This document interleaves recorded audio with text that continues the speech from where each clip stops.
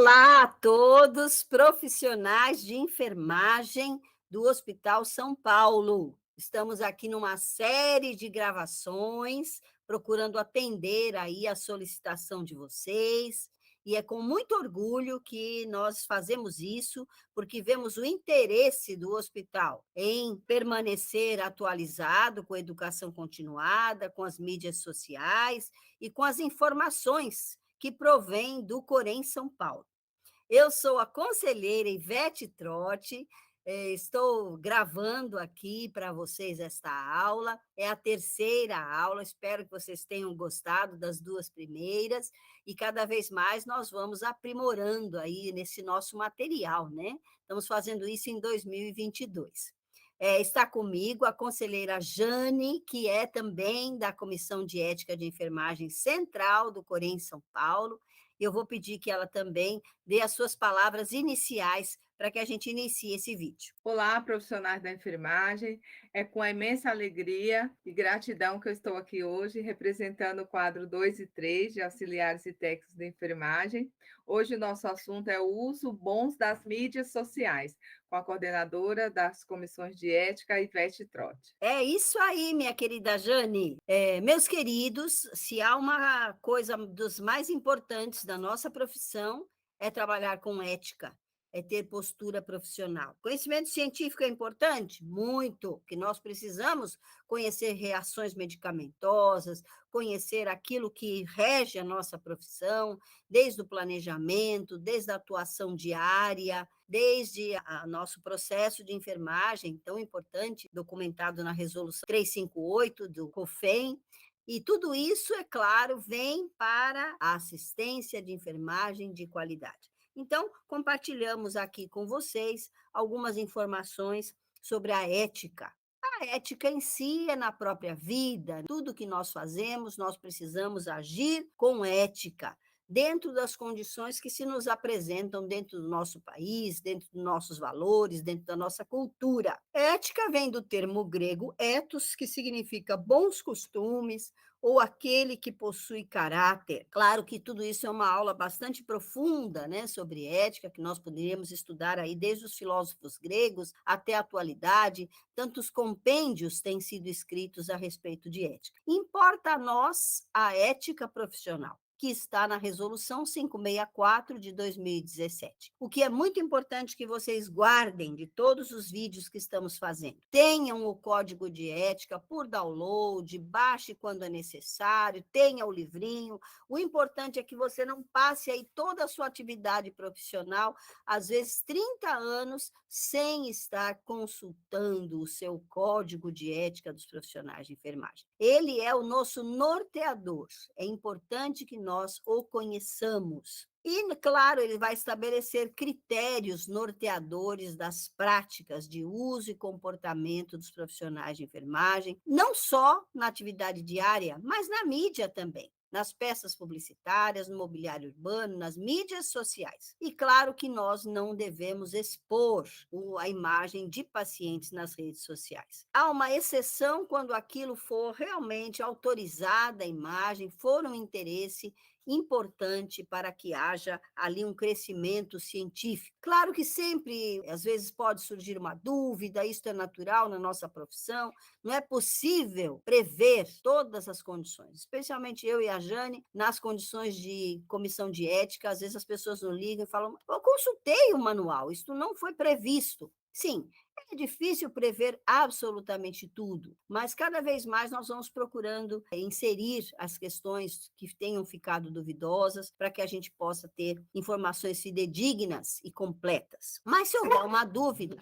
em relação a tudo isso, o profissional de enfermagem deve consultar o Conselho Regional de Enfermagem ou até o Conselho Federal nas questões relativas à publicação, à divulgação de imagens, à publicidade e aos anúncios feitos através dos meios de comunicação em massa. Sempre é importante estar de acordo com os dispositivos legais e éticos. médicos. Agora temos visto aí o crescente da enfermagem esteta, tão importante, mas como também é importante vigiar em relação a divulgar produtos, pomadas, aquilo que você indique, mas que haja um rigor científico. Então, não exponha a sua imagem em relação a nenhum produto que não possa ter comprovação científica. A responsabilidade é sempre de quem fez. Ah, mas já passou no WhatsApp por 1, 2, 3, 4 pessoas. É possível chegar à fonte inicial, isso é feito pelos especialistas, e a gente sabe que a responsabilidade é individual. Há uma responsabilidade da instituição? Também há, mas nas questões judiciais que se armam contra a pessoa, sempre o lado mais fraco é o profissional que acaba tendo que responder por aquela imagem. Algumas perguntas que foram feitas. Por que os profissionais de saúde não podem expor pacientes e familiares nas redes sociais? A primeira coisa é o respeito à privacidade e à confidencialidade das pessoas, que faz parte dos principais documentos internacionais relacionados com o campo da ética. A pessoa tem direito à sua privacidade. Nem sempre todos os familiares daquela pessoa sabem da sua internação, por exemplo, e aí quando você publica uma foto dessa pode gerar um constrangimento. Nem sempre um bebezinho que está ali sendo exposto com uma finalidade que aparentemente é muito positiva, uma alta, uma situação pós-cirúrgica, é da aprovação de ambos, do pai e da mãe.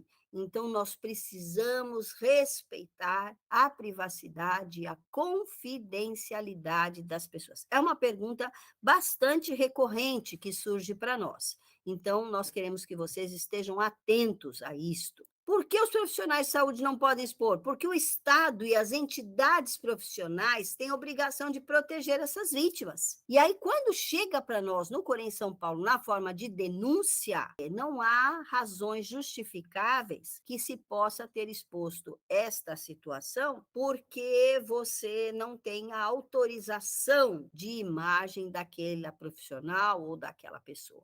Da mesma forma, nas situações de vacina que ocorreram, as pessoas usavam o código de ética para dizer não pode me filmar, não pode tirar foto. O que foi explicado é que o direito da minha imagem é absolutamente meu. Então, eu posso dizer àquela pessoa, eu não aceito que a minha imagem seja divulgada. Agora, nada a opor que o procedimento em si, enfim, a seringa com o líquido suficiente para fazer aquela vacina, a aplicação, mostrando a seringa depois vazia em que aquilo foi aplicado, isto não há impedimento de que seja feito. E, na verdade, nós requeremos muitas vezes que isto seja feito para a própria garantia do profissional, onde ele diz, olha aqui, foi realmente aplicado e não há aqui nenhuma intenção de roubar doses da vacina. Aquilo que foi proposto foi feito, desde que filmado o procedimento. Ah, mas também saiu a minha imagem. Você é livre para também mover um processo contra a pessoa se você não estava favorável a que a sua imagem fosse exposta. Em geral, o que acontece é que a pessoa filmada é que não quer estar com a sua imagem exposta. Todas essas questões se tornam infração ética quando chegam ao Corém São Paulo sem nenhuma justificativa, sem nenhum fator atenuante e, às vezes, com muitos fatores que nós chamamos agravantes. Então, o que é infração ética? Infração ética e disciplinar é a ação, omissão ou conivência que implique numa desobediência ou inobservância às disposições do Código de Ética dos Profissionais de Enfermagem, bem como a inobservância das normas do sistema COFEM-COREM. Por que nós enfatizamos a infração ética? Porque muitas pessoas, às vezes, acabam se envolvendo numa infração ética e não julgam que aquilo seja infração ética. Eu conheci uma unidade onde as pessoas só faziam a passagem de plantão por WhatsApp. E aí, naquela registro, tanto do prontuário como num livro de ocorrências, não havia nada anotado. Então, claro, vamos usar a tecnologia boa a nosso favor, vamos deixar um recado salientando a importância daquilo que tem que ser feito, desde que seja um grupo fechado e que as pessoas se responsabilizem pelo sigilo e a imparcialidade, mas é preciso que nós nos atenhamos à importância do registro de enfermagem. O registro de enfermagem é aquilo que você fez. Se não está registrado em lugar nenhum, é porque não fez. Para um juiz, para um caso de observação de um advogado que vai ler um prontuário e julgar uma causa, é preciso que ali sim esteja registrado. E o registro pode ser eletrônico, o registro pode ser físico, o registro pode ser um livro de ocorrências, mas o mais importante de tudo, que é o diferencial nos processos, é o prontuário do paciente. O prontuário precisa constar anotações pertinentes àquilo que foi feito. A rede nunca é segura. A responsabilidade é, sim, de quem está digitando, escrevendo ali. E as redes sociais?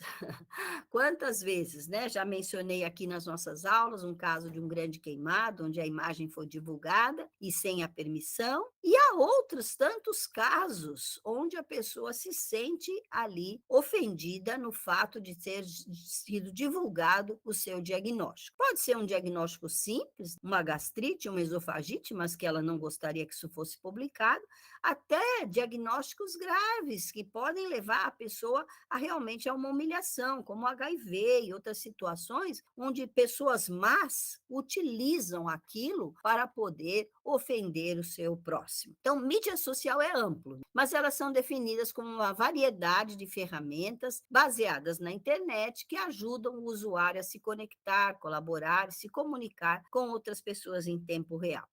As redes sociais são ruins? Não. É uma forma de obter emprego, são uma forma de divulgar o seu trabalho, a sua atuação, são uma forma de você parabenizar, são uma forma de você estar ligada nas coisas que acontecem, mas é preciso cautela. Os sites que fornecem uma variedade de recursos que servem a propósitos diferentes podem ser agrupados por finalidade. Por exemplo, existe uma rede chamada LinkedIn. LinkedIn é uma rede profissional. Então, ali, se você quer colocar o seu currículo, a sua forma de interagir, a sua necessidade de emprego, até a sua oferta de emprego, pode ser colocada numa rede como o LinkedIn. E eu aqui não estou fazendo propaganda do LinkedIn, porque isso é livre. Eu estou dizendo que ela existe. YouTube, o Flickr, sites de produção de conteúdos como blogs, Tumblr, blogs e microblogs como o Twitter, podem ser utilizados desde que preservadas o sigilo e a imparcialidade da parte das pessoas. O Facebook é um dos mais utilizados, né, em tudo isso que nós estamos falando. E nós recebemos, na relação das vacinas, algumas denúncias muito sérias em relação a pessoas que julgaram que a vacina não foi aplicada. E aí, quando se verifica o vídeo, a gente observa o êmbolo caminhando, a vacina realmente sendo aplicada. Alguns casos não, em que realmente foi instaurada uma denúncia. Mas em muitos deles, a situação não procedia. Isso tudo faz parte de uma ação de detetive que pode começar na comissão de ética da instituição, se isso acontece lá, e depois vir para o Corém São Paulo. A população mundial aumentou de 7,8 bilhões de habitantes. É muita gente. Mas o número de usuários ativos na internet supera 5 bilhões. É um aumento de 500 milhões de 2014 até agora. E isso vem aumentando ano a ano. Então, hoje, 2022, nós temos 63% da humanidade utilizando mídias sociais de alguma forma. Desde a web, né, a World Wide Web, permanece uma possibilidade de você acessar um conteúdo que às vezes é duvidoso, uma síndrome, né, que você quer saber, PR-Ruban, síndromes famosas nos recém-nascidos, nós podemos ali acessar e verificar do que aquilo se trata. Ninguém é obrigado a saber tudo. Cada vez mais a tecnologia deve nos favorecer. Isso que nós estamos fazendo, deixar para vocês vídeos, serão repassados, é porque a tecnologia nos favorece. Senão seria preciso fazer um clone, né, da Ivete, da Jane,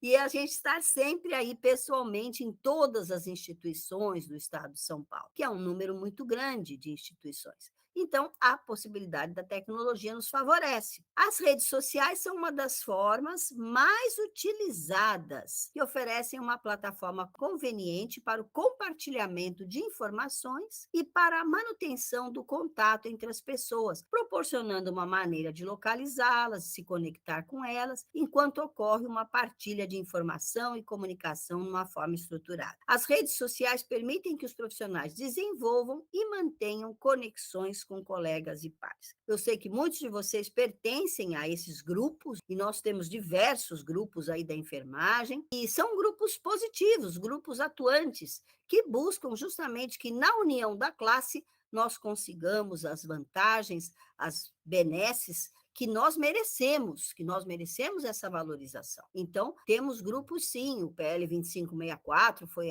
aprovado, vai para a sanção agora do presidente, eu creio que será sancionado, mas isso se ocorreu devido a um grande mover, né? Então a gente usa o símbolo hashtag, né? Então a gente coloca hashtag PL, aprova PL 2564. Isso foi muito utilizado e tenham certeza que é uma forma muito grande de pressão. Existe um programa diário aqui nas maiores redes de TV, onde eles colocam naquela nuvem qual é o assunto mais comentado. Várias e várias vezes apareceu hashtag aprova PL 2564. Isso é um uso bom da internet. Nós sempre vamos compartilhar as informações para que elas possam chegar ao usuário final, que nem sempre está atento e percebe as lutas da nossa categoria. Eu quero dizer para vocês que o Corém São Paulo, com a coordenação do presidente James, tem estado bastante atuante nesse sentido e participado das lutas da categoria, se unindo aos sindicatos, se unindo às associações de classe, e tudo isso a gente está vendo um desmistificar de uma frase muito terrível que se diz que a enfermagem não é unida. A enfermagem é unida quando ela precisa. Quando foi esse fato acontecido lá em Brasília, as pessoas se uniram, viajaram um tempão, uma porção de horas em condições bem difíceis de chegar a Brasília, mas estiveram ali, pressionaram, tanto na Câmara quanto os senadores, todos foram pressionados a aprovar o nosso PL. Então, é importante que a gente esteja sempre alcançando novos públicos para a educação, para o serviço em saúde, divulgação das realizações organizacionais, entre outros. As coisas evoluíram muito desde a época que a gente se forma. E quem está por fora acaba não entendendo como as coisas têm se desenvolvido. Então, o processo de enfermagem, a forma de estarmos divulgando que a enfermagem precisa, sim, da assistência sistematizada, não pode ser uma assistência empírica. Isso fica para o tempo lá de início da enfermagem, onde qualquer pessoa que fizesse um curativo era um enfermeiro. Nós temos a Lei do Exercício Profissional, a Lei 7.498 de 86, regulada pelo Decreto 94.416 de 1987. Essas leis vieram dar à profissão de enfermagem todo o escopo necessário ao que ela deve e ao que ela não deve fazer. Então, é preciso utilizar essa ferramenta da internet, através do Google Acadêmico, por exemplo, com assuntos tão importantes científicos, que a gente possa explorar esse potencial de utilização das redes sociais nos processos de trabalho. Sempre buscando compartilhar as informações.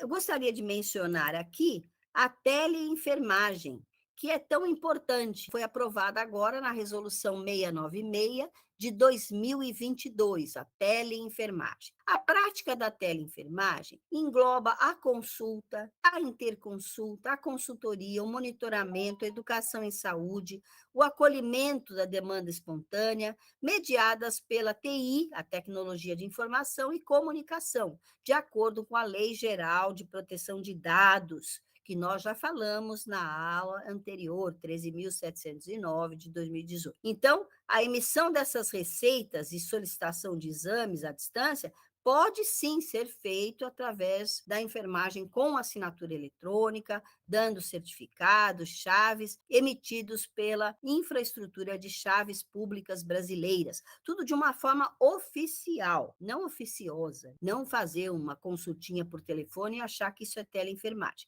Teleenfermagem tem que ter registro, tem que ter informação, tem que ter o uso da sistematização da assistência de enfermagem.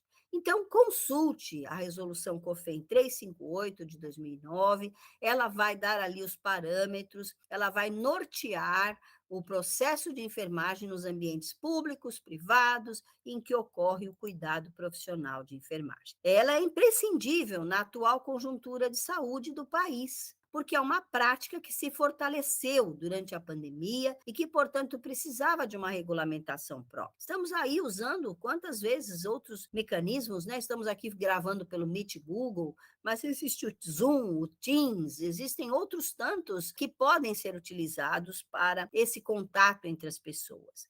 Não há como retroceder nesta prática, uma vez que nós temos este benefício de poder chegar até vocês numa forma de vídeo sem estarmos presentes, nós temos que utilizar, sim, este recurso cada vez mais, para que isso se torne uma prática comum, regulamentada e eficiente. Muitos pacientes, muitas vezes, não conseguem ir nas consultas de enfermagem por causa de horário de trabalho, por causa, enfim, de uma série de distâncias. Às vezes é localizado ali, mas o espaço geográfico onde ele mora torna muito difícil chegar até aquele local. Então, com esta nova modalidade de atendimento, não vai ser mais um empecilho para que a pessoa cuide da sua saúde. Às vezes, também, uma explicação na consulta presencial não ficou clara, e é possível que a pessoa tire as suas dúvidas através de uma consulta posterior. Tem que ser feito de forma oficial. Então, o uso de plataformas adequadas, seguras,